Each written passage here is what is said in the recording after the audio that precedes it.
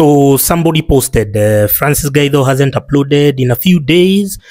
Government coming for content creators. That his name is Muthongi or Wanjizi. I don't know whether it's a real name or a fake name. So ideally, I would be wondering why somebody would post something like that. They haven't DM'd me. They haven't even checked whether I have bundles, whether I have electricity. You know, Kenya Power.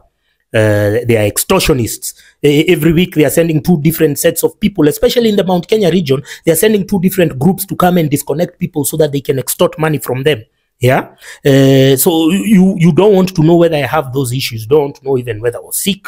You don't even want to find out whether I have a social life, whether these, do you know these videos don't pay my bills? None of them pay my bills. So there's no obligation for me to be pushing out a video or 2 every day for you or for anyone. I just do it for the fun of it, because especially I'm acted, because the people who I've had to keep in check are not even the politicians. They are the mainstream media. They are the ones we are in this mess because they keep on perpetrating or promoting the depravity of the politicians. So you don't even want to, all of that, you immediately want to bulk me, because this looks like a desperate attempt to bulk me and content creators towards Pauline Njoroge's dilemma. I would be extremely disappointed if government has resorted to such a desperate measure of planting evidence in her, saying that, oh, she peddles drugs and whatnot. I was disappointed to see David Ndii. Why is David Ndii even involving himself in such a conversation, saying, oh, she's a drug mule, or drug use in the other? Some things, they don't make sense. Cook a better story for people, and people will be ready to listen. So this is a desperate attempt to bulk creators to Pauline Njoroge's dilemma. First of all, it would, as I said, is bad. They shouldn't resort to such low levels of, pettiness. Secondly, me, I'm an independent. I'm very neutral. I hate everyone equally. I hate all of them in equal measure. So I hate as idiots as much as I hate the Kenya Kusha shit show. And so our space, I believe, is still very is still a safe space. And why are we ignoring the fact that Pauline Njoroge was part of these Kenya Kusha degenerates? They were all together from 2013 to around 2020 when things started going haywire and people started splitting. So our watu wanajuana kwa vilemba. She's the organizing secretary of Jubilee party. All of that has been expunged from the public collective memory, because everyone wants to associate her with her content, without understanding or analyzing the fact that she's also a key political player. Now, thirdly, why was her content going viral in Kenya Kusha, and she was managing to suppress Kenya Kusha propaganda through her just a single Twitter account? Collectively, they were not even able to challenge her. It is because that now is the time where new or content which is contrarian to the establishment is there's a huge demand for it. Number 2, what Jubilee, what Kenya Kusha did, Kenya Kusha degenerates, what they did is, once they got into power, then they let go of their digital teams. They had very active TikTokers. There's this big guy called Manene. When I did a video about Mohamed Jichopevu, he was one of the first people to challenge me, saying, oh, Gaido, you're wrong, blah, blah, blah. He has beards. He cannot say hustler. He says hasora. So I was following them because I was on TikTok even earlier before I started being active on it. And I was following him, and these guys were pro-Ruto Damu. And then suddenly, when after September, then they started complaining. I remember even there was a time even Ruto called Manene, and they were speaking at the car, and he was told, nipigie simu Monday, tuongee Monday. I don't know whether that meeting materialized, but all I know is that Kenya Kwanza discarded their digital people and their communication people, and then they relied on Itumbi's Twitter handle, and then the politicians who are part of the Kenya Kwanza, the Kimani Ichung'was, Moses Kuria, even them, they have immense digital clout. So they relied on those ones, and I told you, boomers, they have very short, small brains.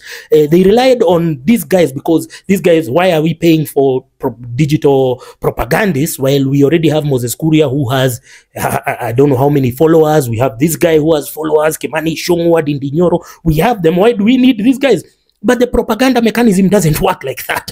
Those people, by virtue of being in power, by virtue of Ahmed Nasir being a promoter of the Kenya Kwisha regime or Miguna, does not automatically make him that the fact that he tweets something pro Kenya Kwanza, then automatically it will go viral or it will go like that. You only need to go to the comments. You see how they are challenged. So that is their first mistake. So the digital teams were activated the other day because I know them, and they are not going as viral because the algorithm mechanism of the internet is that when you neglect your account for so long, it takes an equally longer period just to get it. It's like an engine of a tractor, a diesel engine. You know, to rev it up, you must leave the engine running for 2 hours or 1 hour if it had been stalled for a long time. So those are some of that is why Pauline is getting them there, and so I hope they are not resorting to such weak moves to,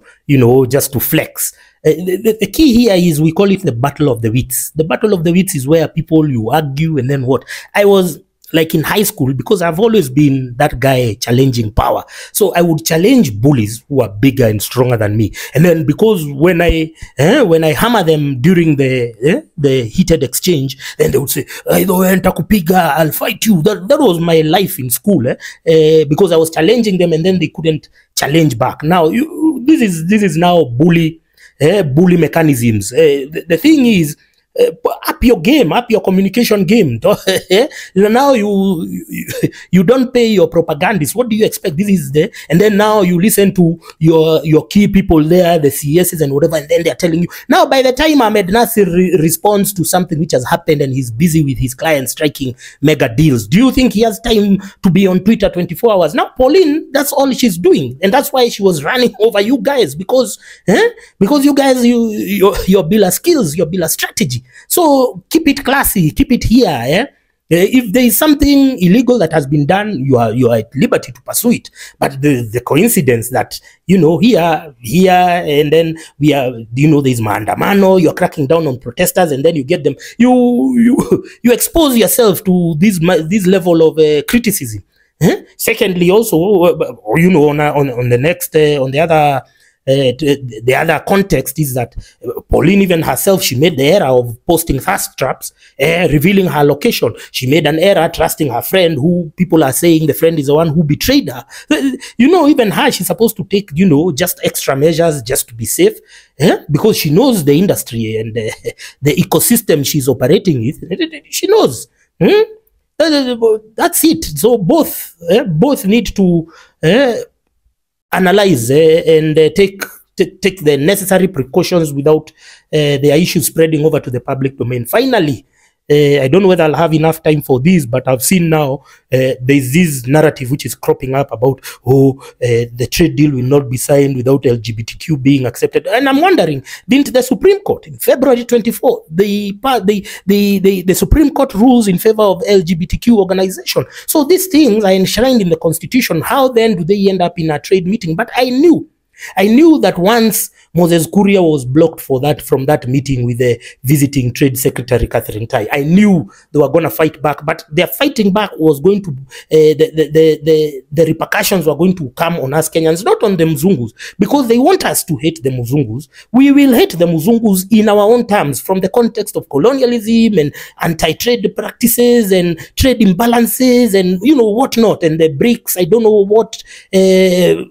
Flexing, but we will not hate the Mzungus on your terms because they kicked you out of a meeting, and then now, because I tell you, don't trust the media. The media, today nation look like this, tomorrow they are pro-government. So the people I don't trust are the media journalists. I don't trust them one bit. So we will not hate them on your terms. If you are kicked out of the meeting, accept. Because now we've seen they've even assigned somebody else. The accept, stop telling us now about LGBTQ, because they know the trigger mechanisms. They know how to gaslight Kenyans. They know these religious degenerates, the boomer generations, the people born between 1940 and 70. They are stupid. They don't know how to analyze news, and they know if you want to trigger them, let's talk about this subject.